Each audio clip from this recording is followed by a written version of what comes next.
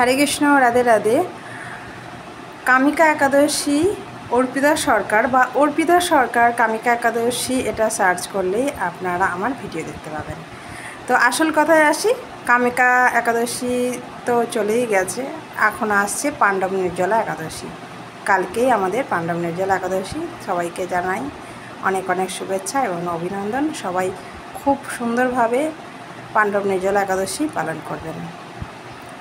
তো হাতে তালি দিয়ে হরিনাম করা, কেন আমরা হাতে তালি দিয়ে হরিনাম করব? হাতে তালি দিয়ে হরিনাম করলে কি লাভ হয়? একটা গাছের নিচে কিছু পাখি বসে আছে, সেই গাছের নিচে গিয়ে আমি যদি হাত তালি দিই তাহলে পাখিগুলো উড়ে যাবে। ঠিক সেভাবেই আমাদের শরীরে কাম, ক্রোধ, লোভ, মদ, মোহ, মাশ্চর্য এই 6টি জিনিস আছে।